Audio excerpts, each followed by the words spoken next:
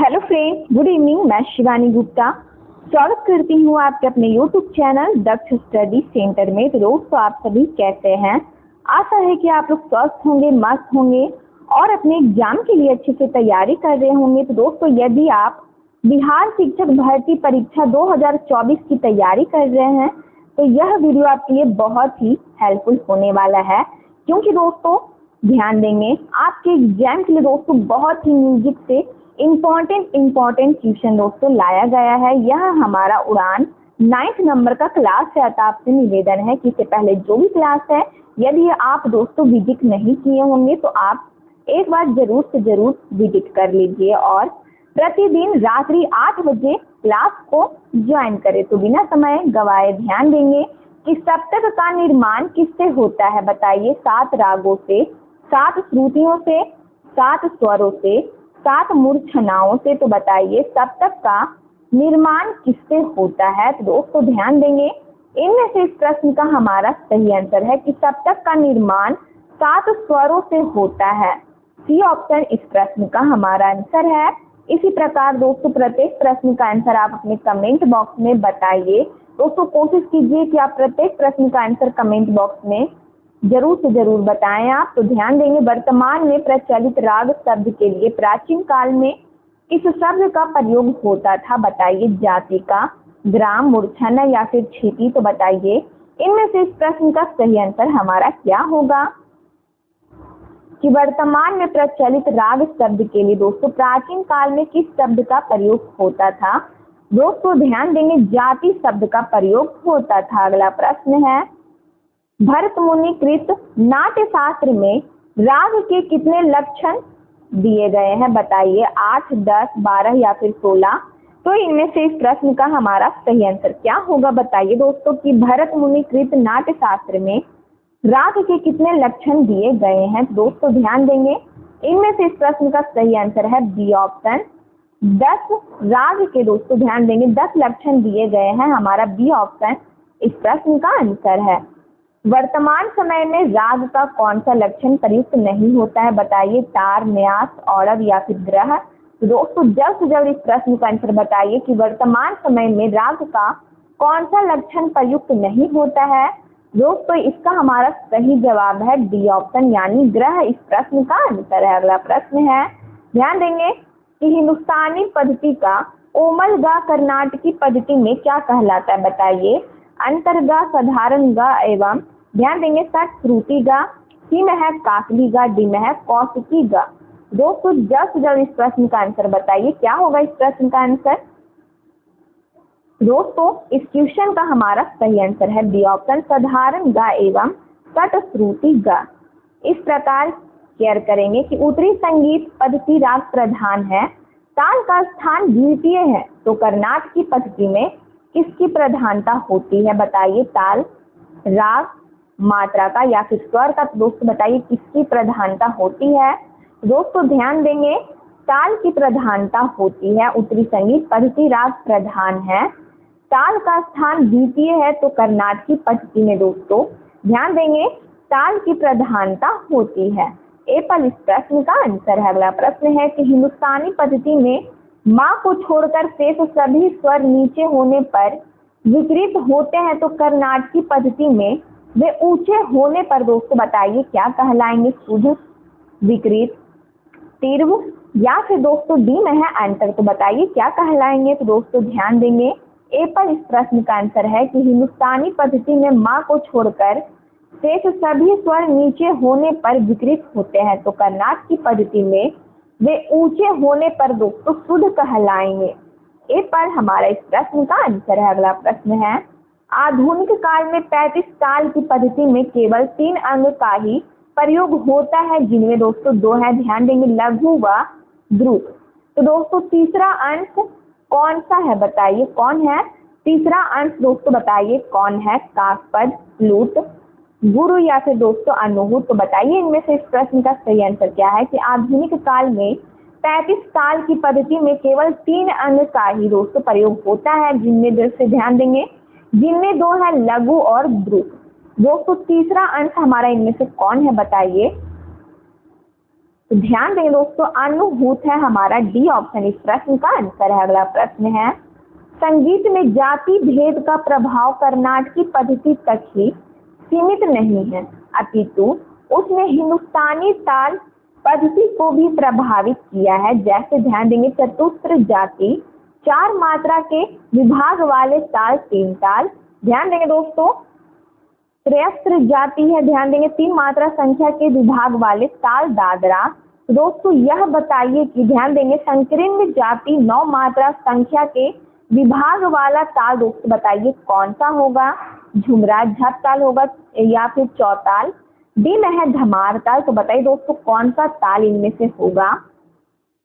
तो इनमें से इस प्रश्न का हमारा सही आंसर हो जाएगा दोस्तों धमार ताल होगा। अगला प्रश्न है, कर्नाटकी पद्धति में तालवाद के रूप में किसका प्रयोग उचित माना जाता है, बताइए। कर्नाटकी पद्धति में तालवाद के रूप में दोस्तों किसका प्रयोग उचित माना जाता है, तबला, नगाड़ा, मृदंग एवं पखावज का या फिर ढोलक का। दोस्तों बताइए इस प्रश्न का सही आंसर हमारा क्या होगा।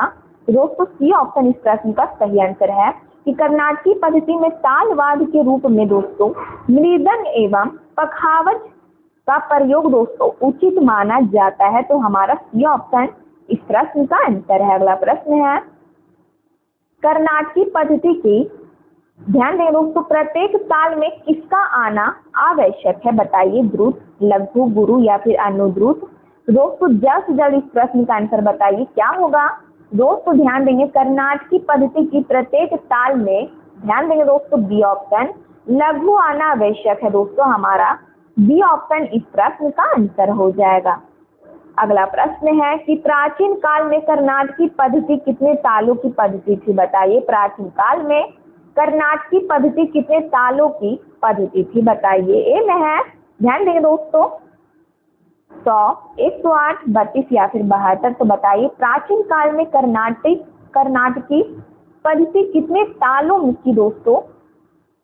ध्यान देंगे दोस्तों कि प्राचीन काल में कर्नाटकी पद्धति कितने तालों की पद्धति थी। तो दोस्तों ध्यान देंगे बी ऑप्शन 108 तालों की पद्धति थी। अगला प्रश्न है कि आधुनिक काल में कर्नाटकी पद्धति कितनी तालों की पद्धति रह गई है, दोस्तों बताइए। ए में है 25, 28, 30 या फिर 35। तो दोस्तों जल्द से जल्द इस प्रश्न का आंसर बताइए कि आधुनिक काल में कर्नाटकी पद्धति कितनी तालों की पद्धति रह गई है। दोस्तों डी ऑप्शन 35 तालों की पद्धति रह गई है। हमारा डी ऑप्शन दोस्तों बिल्कुल सही आंसर हमारा हो जाएगा। अगला प्रश्न है कि प्राचीन काल में 108 ताल पद्धति में कितने अंग माने जाते थे, बताइए। 6, 7, 8 या फिर 10। तो दोस्तों इनमें से इस प्रश्न का हमारा सही आंसर हो जाएगा सी ऑप्शन। ध्यान देंगे प्राचीन काल में 108 ताल पद्धति में दोस्तों ध्यान देंगे 8 अंग माने जाते थे। सी ऑप्शन इस प्रश्न का आंसर है। अगला प्रश्न है कि सारंग वेद के अनुसार पंचम यानी पा के 2 रूप क्या है, बताइए। शुद्ध पा, कौशिकी पा या फिर दोस्तों कौशिक पा है, ठीक है। बी में है चल पा या फिर अचल पा। सी में दोस्तों अच्युत पा और च्युत पा। डी में है शुद्ध पा और विकृत पा। तो दोस्तों ध्यान देंगे इनमें से इस प्रश्न का हमारा सही आंसर हो जाएगा एप्पल यानी शुद्ध पा और कौशिक पा इस प्रश्न का आंसर है। अगला प्रश्न है कि वह कौन सा ग्रंथ है जिसे 6 भागों में ध्यान देंगे 6 भागों में दोस्तों प्रकाशित कर उसमें कई हजार रागों की स्वर लिपियां पंडित विष्णु नारायण भारत खंडे ने प्रकाशित करवाई, बताइए। संगीत दर्पण, राग दर्शन, क्रमिक पुस्तक मल्लिका या फिर राग बोध। तो दोस्तों जल्द से जल्द इस प्रश्न का आंसर बताइए कि वह कौन सा ग्रंथ है जिसे 6 भागों में प्रकाशित कर उसमें कई हजार रागों की दोस्तों स्वर लिपियां पंडित विष्णु नारायण भारत खंडे ने प्रकाशित दोस्तों करवाई। तो दोस्तों बताइए इस प्रश्न का आंसर क्या होगा।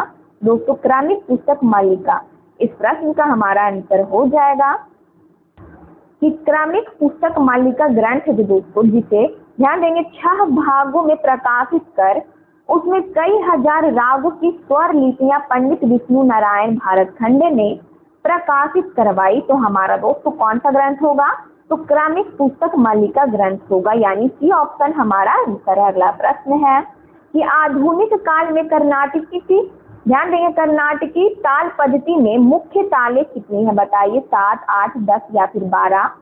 दोस्तों ध्यान देंगे इनमें से इस प्रश्न का हमारा सही आंसर क्या होगा बताइए। दोस्तों आधुनिक काल में कर्नाटकी ताल पद्धति में ध्यान देंगे मुख्य ताले दोस्तों 7 है, यानी हमारा ए पर इस प्रश्न का आंसर है। अगला प्रश्न है कि संगीत रत्नाकर के अनुसार धा 20वीं श्रुति पर निर्धारित है, तो ध्यान देंगे नी किस श्रुति पर, ध्यान देंगे किस श्रुति संख्या पर अवस्थित है बताइए। 22वीं, 21वीं, 20वीं या फिर 18वीं। तो दोस्तों ध्यान देंगे इनमें से इस प्रश्न का हमारा सही आंसर क्या होगा बताइए। तो ध्यान देंगे दोस्तों ए पर इस प्रश्न का आंसर है कि संगीत रत्नाकर के अनुसार धा 20वीं श्रुति पर निर्धारित है, तो दोस्तों नी, दोस्तों ध्यान देंगे नी 22वीं श्रुति संख्या पर अवस्थित है। हमारा ए पर इस प्रश्न का आंसर है। अगला प्रश्न है कि श्रुतियां, ध्यान देंगे दोस्तों श्रुतियों भारतीय शास्त्रीय संगीत की आधारशिला है। यदि राग स्वरों पर आधारित है तो स्वर का आधार क्या है बताइए। नाद, ग्राम, मूर्छना या फिर श्रुति। तो दोस्तों ध्यान देंगे इनमें से इस प्रश्न का सही आंसर हमारा डी ऑप्शन राग स्वरों पर आधारित है, तो दोस्तों स्वर का आधार श्रुति है। क्या है हमारा डी ऑप्शन इस प्रश्न का आंसर है। अगला प्रश्न है ध्यान देंगे पूर्वी और भैरव दोनों ही, ध्यान देंगे दोस्तों दोनों ही रागों में कोमल धैवत होगा, ठीक है, धैवत का प्रयोग होता है, किंतु दोनों रागों में प्रयुक्त कोमल धैवत में श्रुति भिन्नता की किस स्थिति का स्वरूप है बताइए। एक श्रुति नीचा, एक श्रुति ऊंचा या फिर दोस्तों 2 श्रुति ऊंचा या फिर 2 श्रुति नीचा। तो दोस्तों बताइए इस प्रश्न का आंसर क्या होगा।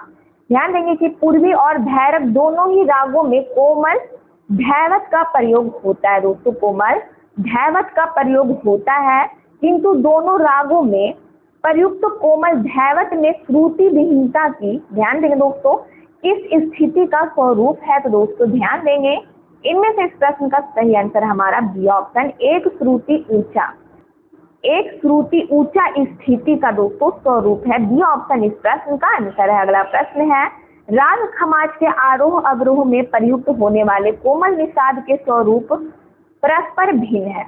यह बताएं कि खमाज के आरोह में लगने वाला कोमल निषाद खमाज के अवरोह के कोमल निषाद से इस रूप में भिन्न है बताइए। एक श्रुति नीचा, एक श्रुति ऊंचा, सी में है 2 श्रुति नीचा या फिर डी में है 2 श्रुति ऊंचा। तो बताइए इनमें से इस प्रश्न का सही आंसर हमारा क्या होगा कि राग खमाज के आरोह अवरोह में प्रयुक्त होने वाले कोमल निषाद के स्वरूप दोस्तों परस्पर भिन्न है, यानी अलग है। तो यह बताइए कि खमाज के आरोह में लगने वाला कोमल निषाद खमाज के अवरोह के कोमल निषाद से किस रूप में भिन्न है। तो दोस्तों ध्यान देंगे ए पर इस प्रश्न का आंसर है एक श्रुति नीचा। अगला प्रश्न है हमारा प्रश्न है कि भरत एवं अन्य प्राचीन संगीत शास्त्रियों की भांति सारंग देव ने भी शुद्ध स्वरों की स्थापना स्वरों की अंतिम श्रुति पर की है। इस आधार पर दोस्तों उसका स अच्युत स चौथी श्रुति पर, रे 7वीं पर, ग 9वीं पर, मा 13वीं पर, तो पा किस श्रुति पर है बताइए। पा है जो दोस्तों किस श्रुति पर है, 3वीं, 5वीं, 18वीं या फिर 17वीं। तो दोस्तों इनमें से इस प्रश्न का हमारा सही आंसर हो जाएगा डी ऑप्शन यानी पा दोस्तों 17वीं श्रुति पर है। अगला प्रश्न है कि सामान्य रूप में सा और पा को अचल स्वर मानकर उनके केवल एक रूप की ही मान्यता है, किंतु सारंगदेव ने, ध्यान देंगे दोस्तों, श्रुति व्यवस्था के अंतर्गत सा के 2 रूप को माना है जो चल स्वर के समान शुद्ध एवं विकृत रूप के समान है। इनके 2 रूपों का क्या नामकरण किया गया दोस्तों बताइए। इनके 2 रूपों का क्या नामकरण किया गया है। चल अचल, शुद्ध विकृत या फिर विकारी अविकारी या फिर दोस्तों डी में है अच्युत और च्युत। तो दोस्तों बताइए इनमें से इस प्रश्न का हमारा सही आंसर क्या होगा। दोस्तों ध्यान देंगे अच्युत और च्युत हमारा इस प्रश्न का आंसर है। अगला प्रश्न है कि श्रुति स्वर व्यवस्था में ग के 3 रूप अर्थात ग साधारण, ग एवं अंतर ग माने गए हैं। नी के भी ध्यान देंगे दोस्तों 3 रूप है, नी वैशिक, नी इस प्रकार, तीसरा नी क्या है बताइए दोस्तों। नी इस प्रकार, तीसरा नी हमारा क्या है कौशिक नी या फिर दोस्तों काकली नी। अंतरनी या फिर साधारणी। तो बताइए इनमें से इस प्रश्न का हमारा सही आंसर क्या होगा। तो दोस्तों ध्यान देंगे बी ऑप्शन यानी काकलिनी है हमारा बी ऑप्शन इस प्रश्न का आंसर है। अगला प्रश्न है कि गाने के जिस शब्द के आगे इस चिन्ह हो, दोस्तों ध्यान देंगे गाने के जिस शब्द के आगे इस चिन्ह हो उसे बताइए क्या कहते हैं। ए में है विश्रांति, विराम, अवग्रह या फिर मात्रा। तो दोस्तों ध्यान देंगे उसे दोस्तों अवग्रह कहते हैं। अगला प्रश्न है जिस स्वर के आगे लकीरें अर्थात यानी ध्यान देंगे दोस्तों गा पड़ी हो वह किसका द्योतक है बताइए। ताल, मात्रा या फिर दोस्तों विश्रांति या फिर दोस्तों सम। तो बताइए वह किसका द्योतक है। दोस्तों इनमें से इस प्रश्न का हमारा सही आंसर है ताल यानी एप्पल इस प्रश्न का आंसर है।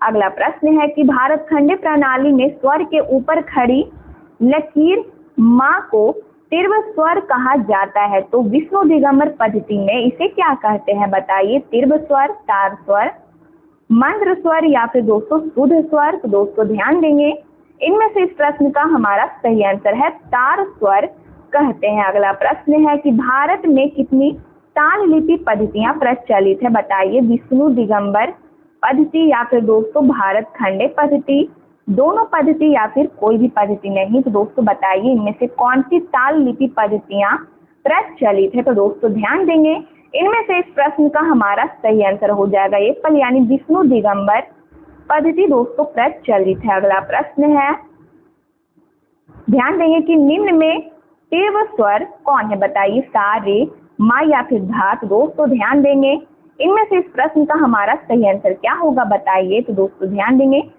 बी ऑप्शन इस प्रश्न का आंसर है कि तीव्र स्वर इनमें से कौन है। तो दोस्तों रे। अगला प्रश्न है कि जिन स्वरों के नीचे रेखा खींच दी गई हो, ध्यान देंगे रे, घ, धा, नी, उन्हें क्या कहेंगे बताइए। ध्यान देंगे उन्हें क्या करेंगे। ए में है शुद्ध स्वर, यहाँ पे कहेंगे होगा, ठीक है। तीव्र स्वर कहेंगे, कोमल स्वर या फिर विकृत स्वर। तो बताइए इनमें से इस प्रश्न का सही आंसर क्या होगा कि उसे क्या कहेंगे।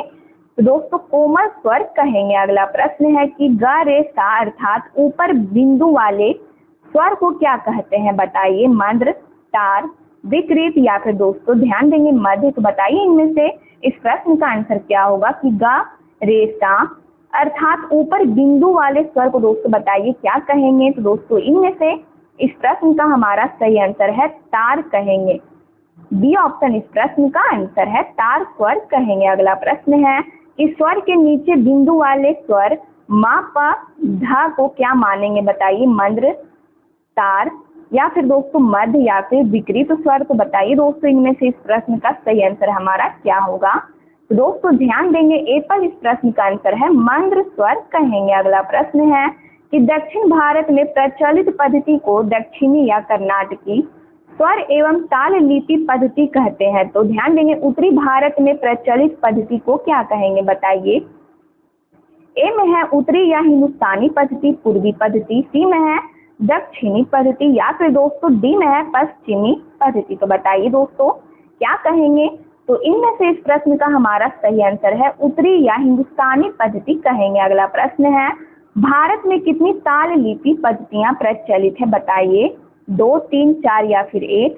दोस्तों इनमें से इस प्रश्न का हमारा सही आंसर क्या होगा बताइए। तो दोस्तों 2 हमारा इस प्रश्न का आंसर है। 2 ताल लिपि पद्धतियां प्रचलित है। अगला प्रश्न है विष्णु दिगंबर पद्धति तथा भारतखंडीय पद्धति किस संगीत पद्धति की स्वर लिपि है बताइए। स्वर लिपि पद्धति है बताइए दोस्तों कर्नाटकी पद्धति, पश्चिमी हिंदुस्तानी संगीत पद्धति या फिर दोस्तों डी में है पूर्वी संगीत पद्धति। तो दोस्तों इनमें से इस प्रश्न का हमारा सही आंसर क्या होगा बताइए। तो दोस्तों हिंदुस्तानी संगीत पद्धति हमारा इस प्रश्न का आंसर है। अगला प्रश्न है कि कर्नाटकी ताल पद्धति में 7 मुख्य तालों में ध्यान देंगे 7 मुख्य तालों में ध्रुव, मठ, रूपक, झप, त्रिपुट, अठ, 7वां ताल क्या है बताइए। ए में है ध्यान देंगे लक्ष्मी ताल, त्रिताल, दादरा या फिर एक ताल। तो बताइए दोस्तों इनमें से इस प्रश्न का हमारा सही आंसर क्या होगा। तो ध्यान देंगे एक ताल है हमारा एप्पल। डी ऑप्शन इस प्रश्न का आंसर हो जाएगा। डी ऑप्शन हमारा इस प्रश्न का आंसर है एक ताल। अगला प्रश्न है कि कर्नाटकी ताल पद्धति में ताल की मात्राओं की संख्या के आधार पर ताल की कितनी जातियां हैं बताइए, 4, 5, 6 या फिर 9। दोस्तों ध्यान देंगे, इनमें से इस प्रश्न का सही आंसर हमारा क्या होगा? तो दोस्तों बी ऑप्शन 5 होगा, ठीक है। 5 ध्यान देंगे, कर्नाटकी ताल पद्धति में ताल की मात्राओं की संख्याओं के आधार पर ताल की दोस्तों 5 जातियां हैं। अगला प्रश्न है 108 ताल पद्धति। 108 ताल पद्धति के 6 अंगों में 5 के क्रमशः नाम है गुरु, प्लुत, काकपद, लघु, द्रुत। तो दोस्तों छठा अंग क्या है बताइए? बृहत, अनुद्रुत, तिरवा या फिर दोस्तों सारंग। तो बताइए दोस्तों छठा अंग हमारा इनमें से क्या होगा? तो ध्यान देंगे बी ऑप्शन अनुद्रुत है। बी ऑप्शन इस प्रश्न का आंसर है। अगला प्रश्न है काकपद अंग की मात्रा संख्या क्या है बताइए? 8, 12, 16 या फिर 4। तो दोस्तों जल्द से जल्द इस प्रश्न का आंसर बताइए। तो दोस्तों बताइए इस प्रश्न का आंसर क्या होगा? तो दोस्तों 16 इस प्रश्न का आंसर है। 16 संख्या है हमारा, सी ऑप्शन इस प्रश्न का आंसर है। अगला प्रश्न है, ध्यान देंगे ए आर कुरैशी हमारा प्रश्न है। ए आर कुरैशी के नाम से संगीत देने वाले प्रसिद्ध संगीतज्ञ कौन थे बताइए? बिस्मिल्लाह खां, बड़े गुलाम अली खां थे या फिर दोस्तों उस्ताद, ध्यान देंगे अल्लाह रखा खां या फिर नौशाद। तो दोस्तों इनमें से इस प्रश्न का हमारा सही आंसर क्या होगा बताइए? तो दोस्तों उस्ताद अल्लाह रखा खां हमारा सी ऑप्शन इस प्रश्न का आंसर है कि ए आर कुरैशी के नाम से संगीत देने वाले प्रसिद्ध संगीतज्ञ कौन थे? तो दोस्तों उस्ताद अल्लाह रखा खां थे। अगला प्रश्न है, ध्यान देंगे कि पंडित श्रीनिवास के अनुसार काफी ठाठ शुद्ध ठाठ है जिसमें गानी कोमल है, जबकि भारत खंडे जी के अनुसार कौन सा ठाठ शुद्ध ठाठ है? दोस्तों बताइए कौन सा ठाठ शुद्ध ठाठ है जिसमें गानी शुद्ध है बताइए? भैरव, असावरी, भैरवी या फिर बिलावल। तो दोस्तों बताइए कौन सा ठाठ होगा? दोस्तों ध्यान देंगे इनमें से इस प्रश्न का हमारा सही आंसर है बिलावल ठाठ, यानी डी ऑप्शन इस प्रश्न का हमारा आंसर है जिसमें गानी शुद्ध है। तो दोस्तों बिलावल ठाठ में। अगला प्रश्न है, ध्यान देंगे कि विष्णु दिगंबर पद्धति एवं भारत खंडे पद्धति में सर्वाधिक लोकप्रिय पद्धति किनकी है बताइए? विष्णु दिगंबर पद्धति या फिर दोस्तों भारत खंडे पद्धति। सी में है दोनों पद्धति या फिर कोई भी पद्धति नहीं। दोस्तों इनमें से इस प्रश्न का हमारा सही आंसर क्या होगा बताइए? दोस्तों ध्यान देंगे इनमें से इस प्रश्न का हमारा सही आंसर है, इनमें से इस प्रश्न का हमारा सही आंसर हो जाएगा, ध्यान देंगे दोस्तों सी ऑप्शन दोनों पद्धति। अगला प्रश्न है कि संगीत के प्रचार प्रसार के लिए सुबोध एवं सरल स्वरलिपि के निर्माण में किन 2 भारतीय संगीत विभूतियों को श्रेय दिया जाता है बताइए? पंडित विष्णु नारायण भारत खंडे, बी में है पंडित विष्णु दिगंबर पुलुस्कर, सी में है पंडित रविशंकर, डी में है पंडित ओमकार नाथ ठाकुर। तो बताइए इनमें से इस प्रश्न का सही आंसर क्या होगा? तो दोस्तों ध्यान देंगे एपल इस प्रश्न का आंसर है पंडित विष्णु नारायण भारत खंडे। एपल हमारा इस प्रश्न का आंसर है। अगला प्रश्न है कि किसी भी गेय रचना को जब विशेष सांकेतिक चिन्हों के द्वारा प्रयुक्त स्वर एवं ताल के द्वारा निर्देशित करते हैं तथा उसको लिपिबद्ध करते हैं तो उसे बताइए क्या कहते हैं? स्वर लिपि, ताल लिपि, गीत लिपि या फिर दोस्तों निबद्ध लिपि। तो बताइए इनमें से इस प्रश्न का हमारा सही आंसर क्या होगा? दोस्तों ध्यान देंगे स्वर लिपि है हमारा, एपल इस प्रश्न का आंसर है। उसे क्या कहते हैं? तो उसे स्वर लिपि कहते हैं। अगला प्रश्न है, ध्यान देंगे कि प्राचीन काल में भारत में 250 ईस्वी पूर्व इस काल में स्वर लिपि पद्धति का हमें संकेत मिलता है बताइए? वैदिक काल, पाणिनि काल, भरत काल या फिर मध्य काल। तो दोस्तों बताइए इनमें से कौन सा काल होगा? दोस्तों ध्यान देंगे पाणिनि काल में हमारा बी ऑप्शन इस प्रश्न का आंसर है। अगला प्रश्न है कि जिन स्वरों के ऊपर या नीचे कोई, ध्यान देंगे दोस्तों कोई चिढ़ नहीं होता अर्थात सारे गमा, ध्यान देंगे सारे गमा, उसे क्या माना जाता है बताइए? ए में है कोमल स्वर, बी में है शुद्ध स्वर, चल स्वर या फिर अचल स्वर। दोस्तों बताइए इस प्रश्न का हमारा सही आंसर क्या होगा? दोस्तों शुद्ध स्वर माना जाता है, यानी हमारा बी ऑप्शन इस प्रश्न का आंसर है। दोस्तों आज का हमारा म्यूजिक क्लास यहीं पर समाप्त हुआ। यदि आप इस चैनल को पहली बार विजिट कर रहे हैं तो चैनल को बस सब्सक्राइब कर ले, बेल आइकन कॉल में प्रेस कर ले, वीडियो को लाइक करना ना भूले, अपने स्टडी ग्रुप में जरूर से शेयर कर ले। कमेंट बॉक्स में आप लोग अपनी प्रतिक्रिया देते रहते हैं, इसलिए दिल से धन्यवाद। मिलते हैं नेक्स्ट वीडियो में, तब तक के लिए स्वस्थ रहिए, मस्त रहिए। जय हिंद, जय भारत।